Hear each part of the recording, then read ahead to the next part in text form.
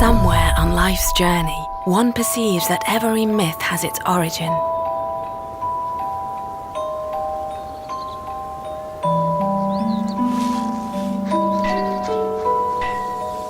Son of a blacksmith, Antoine LeCoultre was an inventor who strived to balance intellect and imagination, applying himself to the challenge of measuring time.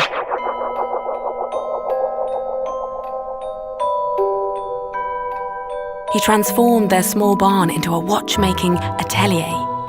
Antoine LeCoultre began to create timepieces of great accuracy. After years of empirical research, he invented a most precise instrument, the millinometre, capable of measuring the micron and enabling the design of smaller, lighter watches.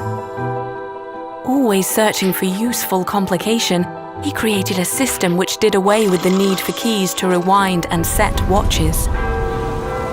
And somewhere on life's journey, when the mind searches, the spirit finds.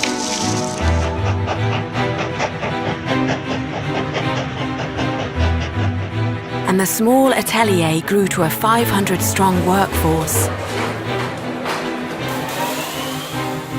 In 1903, Paris-based watchmaker Edmond Jaeger challenged Swiss manufacturers to develop the ultra-thin movements he had just invented.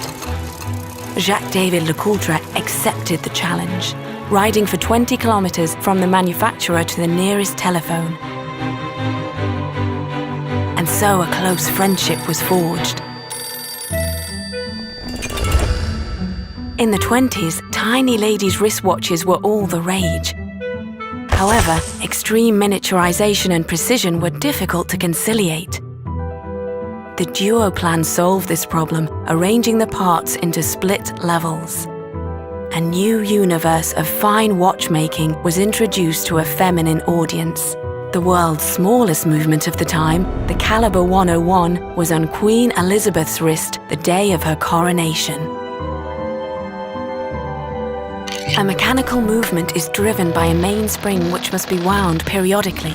The barrel transfers the energy to the wheels, which in turn drive it through the watch, and the escapement regulates the energy. The swing of the balance assembly controls the escapement. Then this regulated energy is transmitted to hour and minute hands. But one of the main challenges is actually energy. How to get it? One solution was to combine two separate energy sources in the same wristwatch. One for timing, another for the complications, resulting in the revolutionary dual wing concept.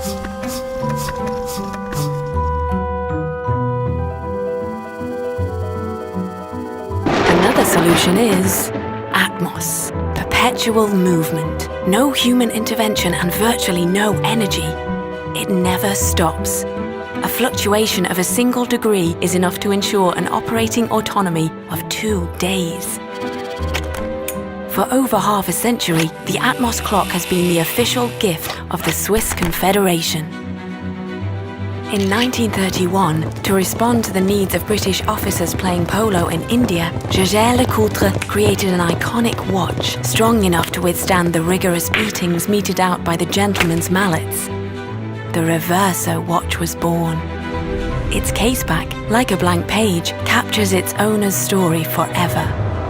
The equilibrium between Jaeger and LeCoultre was officially named Jaeger LeCoultre. And so began a new story in the watchmaking universe, an enduring quest for balance between mechanical performance and aesthetic harmony.